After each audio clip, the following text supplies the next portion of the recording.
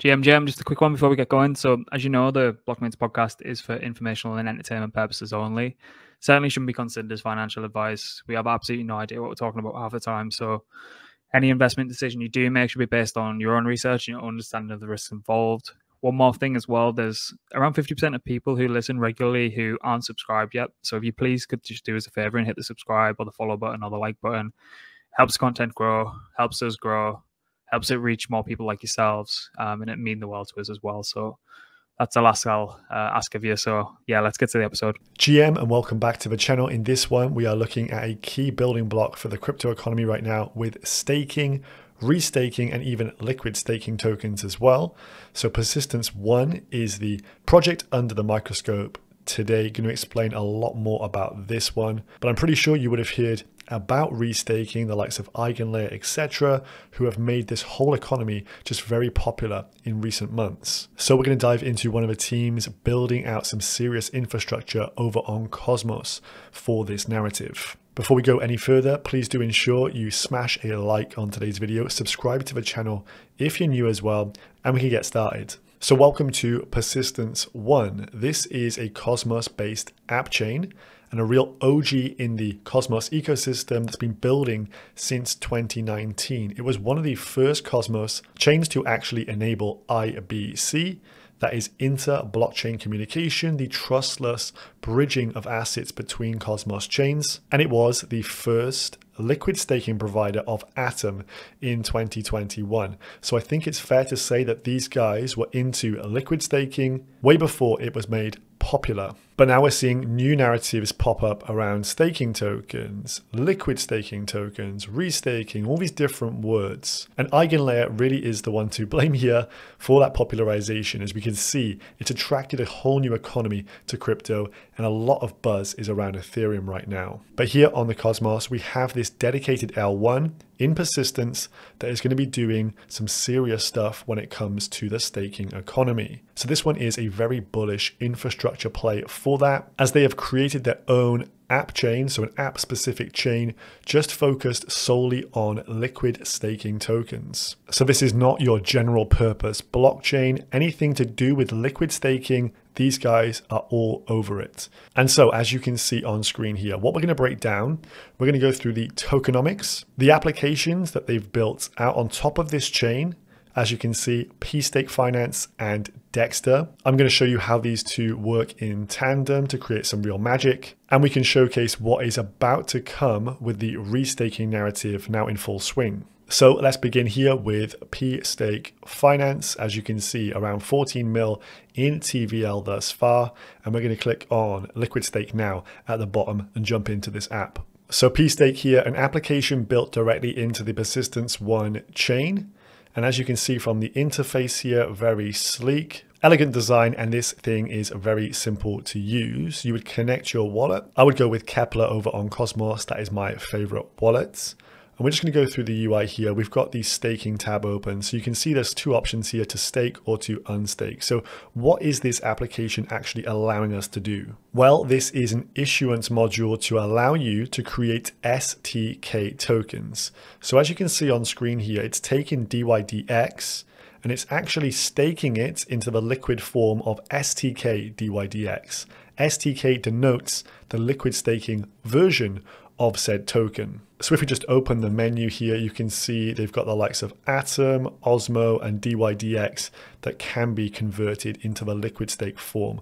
I want to highlight DYDX in this one here. Now, why do people want to have liquid staked versions of the token? Well, this is because in that format, you are still receiving the underlying staking rewards of that blockchain, but at the same time, you have a liquid token that can still be used, deployed into DeFi or other strategies. So kind of like having your cake and eating it too. So you can see from this interface here, it allows you to directly swap from the kind of vanilla version of the asset into the liquid state version, giving you more opportunities in DeFi. So therefore, in this example, if we had 100 DYDX, we can convert that here into 99.55 stkDYDX, the liquid state version. You can see the exchange rate on here. And these guys have decentralization at the heart of everything they do, which is something I admire from builders. And they have this specific validated distribution, as you can see down here, that essentially spreads the stake of that stkDYDX across different validators to ensure there isn't stake centralization with particular validators. So that is very novel and very cool indeed. Further to this, they also have the ability to unstake using flash stake here, which immediately gives you the vanilla version, the unstaked version of your tokens back. So this would mean that you forego the long wait times for unbonding tokens. Typically on the Cosmos, you're looking at tokens that unbond over 21 days. So this is a very handy feature in and itself that I think a lot of people will want to use during this bull cycle. Now over on the left hand side, you have your own dashboard for checking out the assets you currently have deployed into pStake. We've also got this DeFi tab here as well, which lets you put your tokens to work across the Cosmos ecosystem. So as you can see, different platforms here, the likes of Dexter.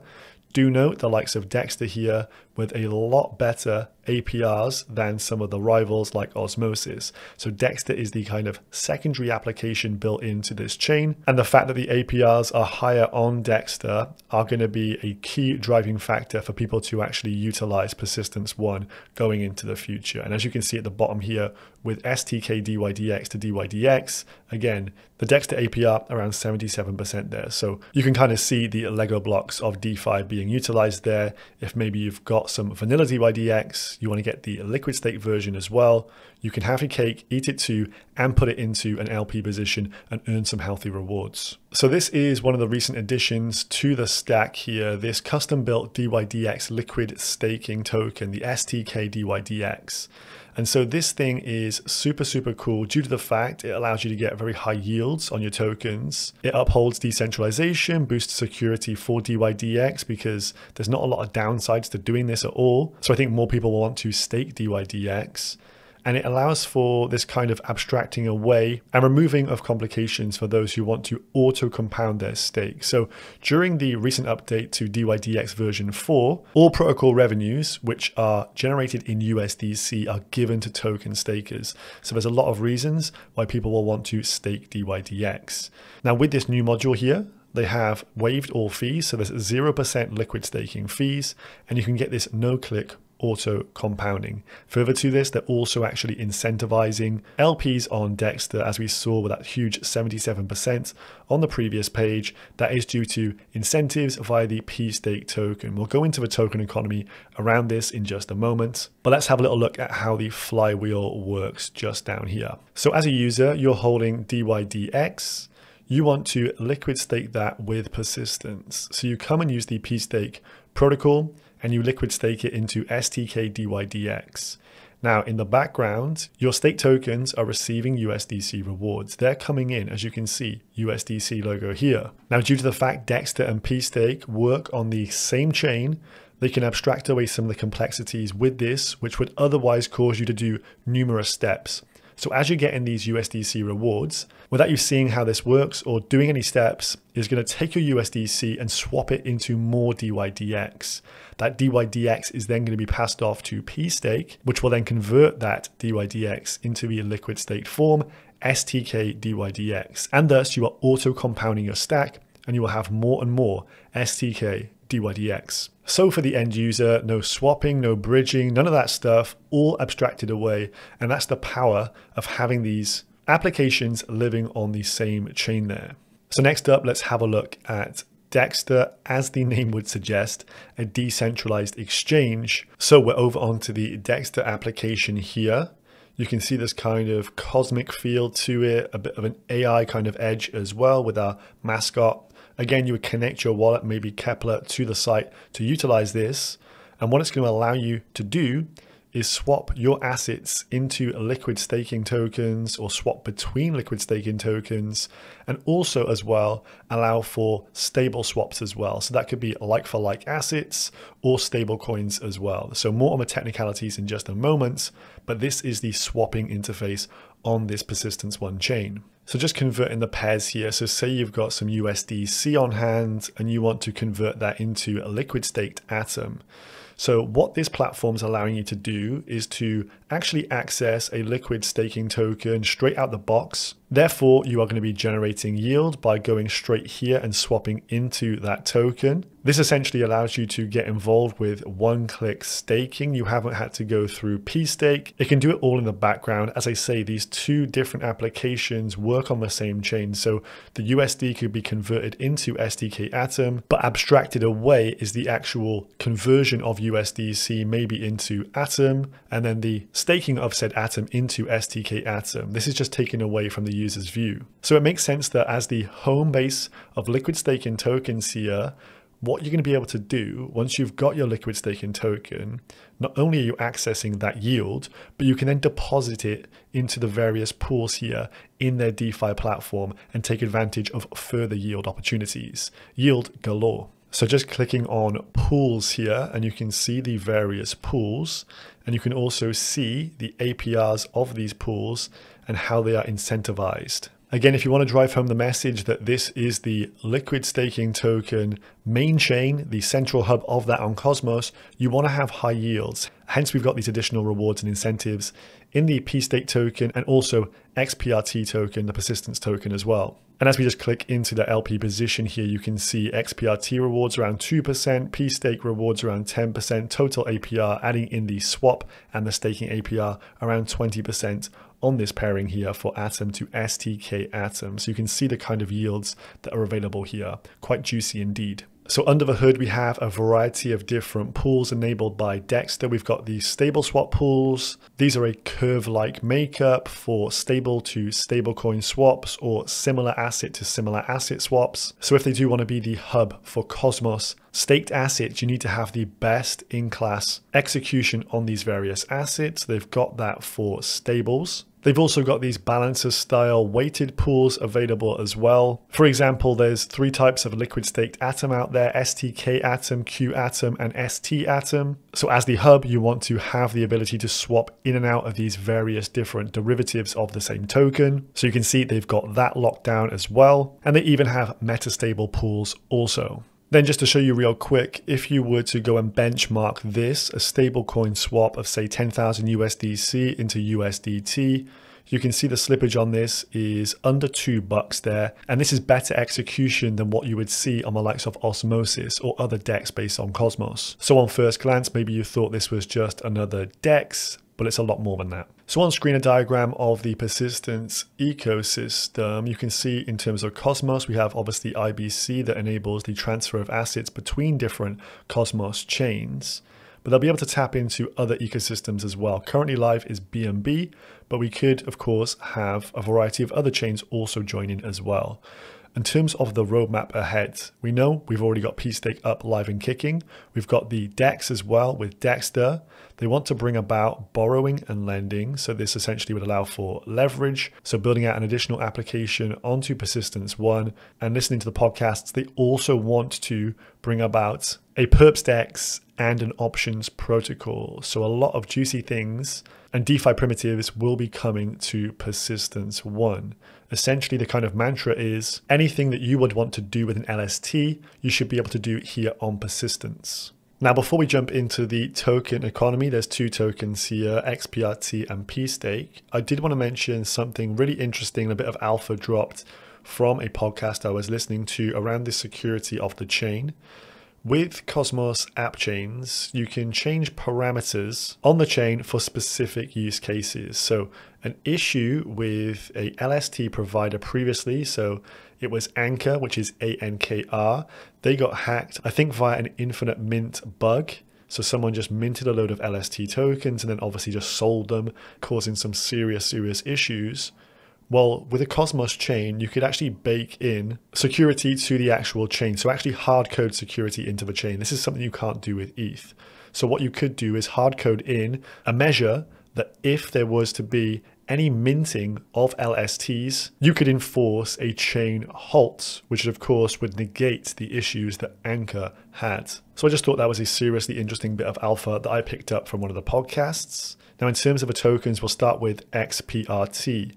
As you can see from the Blockmates article here, the backbone of the Persistence 1 chain. So what does it do? It's a governance token first and foremost, and it is also the gas token of the network as well. So you require xPRT for gas. And in my opinion, not financial advice, this is the more investable asset out of the two. So if you were to stake this token, xPRT, and they will be actually bringing about their own liquid staked version of this very soon, which will be stkDYDX, well, then you're locking yourself in for a minimum 21-day bond, and then you get governance rights over this chain. A pretty much classic proof of stake mechanism. You also get governance rights over Dexter as well. So that application is governed by xPRT token holders.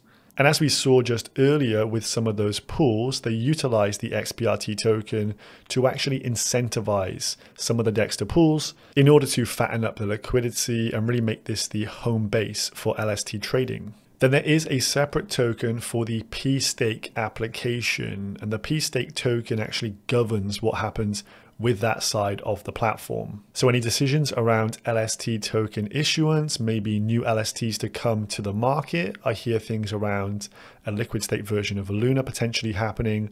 Well, that would come to governance and be voted on by pStake holders. Then further to this token is utilized to actually incentivize STK token usage. So therefore, if you want to drive people to come and use pStake and mint a liquid staking token version of whatever vanilla asset they have, there's often pStake incentives to do so. So giving people additional rewards in the format of this token to get you to actually mint. So these two tokens have a symbiotic relationship on the Persistence 1 chain. But let's look at what is to come here with the new narratives around restaking and liquid restaking tokens. So where this really starts to get exciting is when we think about restaking. Now, Persistence is building the infrastructure for a restaking layer utilizing Alliance module. What is Alliance module, you ask? Well, this is what enables restaking on Cosmos chains. So Persistence has just become the 6th chain to integrate with the Alliance module. And this open source module allows for chains to create, in essence, trade agreements between the two of them, often in a bit of a bidirectional manner, allowing for the staking of assets from one chain onto the other. So you can see this depicted here. So say we have chain A and coin A.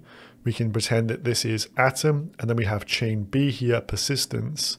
You could actually take Atom from chain A, IBC bridge it over into Persistence here, and stake it utilizing the Alliance module onto the Persistence chain.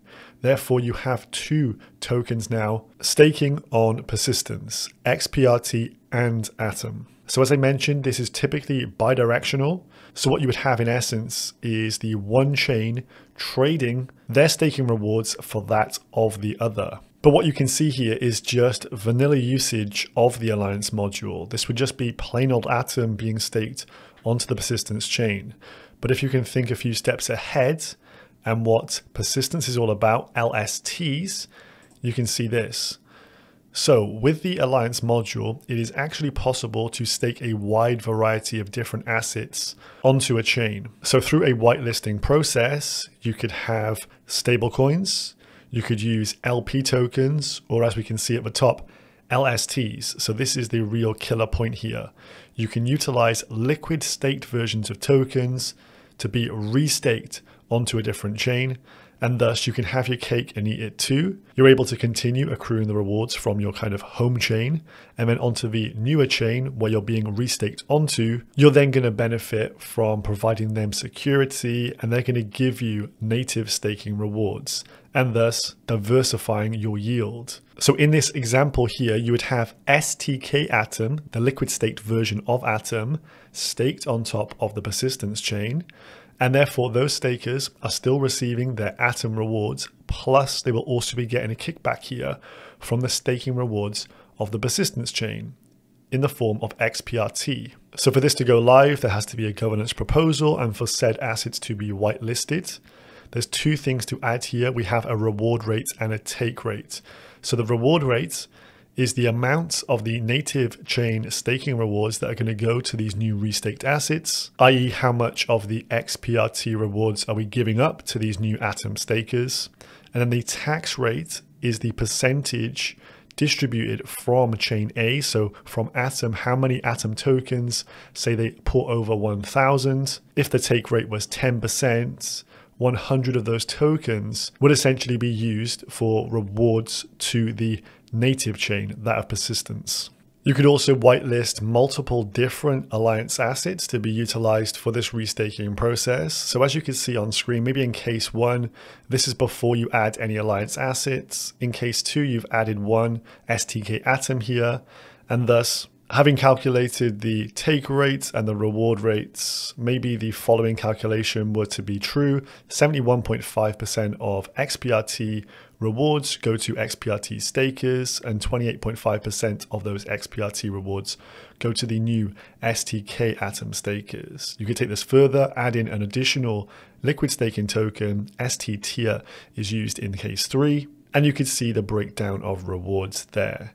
So the take rate and the reward rate are what makes this really tick and kind of conjures up that additional layer of economic feedback. You know, people are getting these diversified rewards. You give up a little bit of your staking rewards to start earning that of others. And this flow can be bidirectional, as we mentioned. And this should with it bring a host of new benefits. You're getting diversified forms of yield at this point. If I just show you this kind of distribution method here, so you could see if there's a take rate on said new restaked asset, say it's the likes of liquid staked tier or liquid staked Atom, the take rate is coming to the xPRT token stakers. So from the network overall, you have, of course, your inflationary rewards, your typical staking rewards, any transaction fees as well. Of course, these will both be in xPRT token for persistence, and then the take rate of that relevant third party, this new Alliance module asset that has been added to the actual staking pie, if you will, of the chain. Then, as we know, as the fees are collected, they're distributed via validators, they take a commission, and the rest goes to the delegators, the token stakers like me and you. So what are the benefits of these Alliance assets being incorporated into your staking model? Well, the fact is you have these restaked tokens on your chain. It's going to boost the economic security of your chain, especially when the asset coming in is a high value asset, you know, the likes of Atom or maybe a tier, multi-billion-dollar market cap coins. The cost of corruption essentially is increased by having these assets diversifying your stake. As mentioned, it will also diversify your staking rewards, and thus you have diversified cash flows, especially if you have a more deeper liquidity token being restaked onto your chain. It means if you're getting those rewards and maybe you're selling them into cash, if you do that with a highly illiquid token, you obviously cause the price to go down and down and down, a bit of a death spiral. And one of the problems with Cosmos-based chains, a lot of them were economically unviable due to this kind of death spiral of people didn't really know how to value said tokens. You got the rewards, these inflationary staking rewards, just keep dumping them, and the price floor isn't really ever formed. So by doing this, you could remove some of that volatility. And additionally, by incorporating the Alliance module, you're going to be bringing in fresh new users and fresh capital to your chain. More people holding a token because they've been receiving staking rewards of said token. This distributes it even wider. And maybe then you can convert some of these people into power users of your chain. You show them where to deploy said assets into an LP position or whatever it may be. And this is going to improve the health of your ecosystem overall. So some of the next steps we can see for persistence here will be to actually boost the security of the chain via the Alliance module. Maybe that will be via alliance with Atom or another large chain. Then they could look towards building up a basket of assets, a basket of LSTs. So say in the example of Atom, you've got QAtom, STAtom, STKAtom. Create a basket where users can deposit these LSTs onto persistence and secure specifically this chain, the persistence chain. Then from that, you could create new baskets of assets with these LSTs that are then securing specific other chains. So maybe you have a basket that secures X chain. And so you can see this economic security could be harnessed to secure more chains across Cosmos, but using persistence as the key cornerstone and the infrastructure layer. The team have mentioned using these baskets due to the fact you can have kind of isolated security then. So you say this basket of asset only secures that one chain. Whereas what you're seeing with the likes of Eigen Layer, you may have multiple chains being secured by this same asset, which maybe seems a little bit more risky. So as I see it, the vision here is to have liquid staked Alliance assets be onboarded into Persistence and make it the kind of home hub for liquid staked tokens. Then once these are onboarded into the Alliance module, Persistence could then become the issuer of liquid restaking tokens, using the basket kind of vault method to aggregate these LSTs and then redistribute them as LRTs, which are then used in other areas of the cosmos for security or DeFi. So the total addressable pie, if you will, for Persistence could be ever expanding here. We know there are many cosmos chains out there. You can see from the diagram here.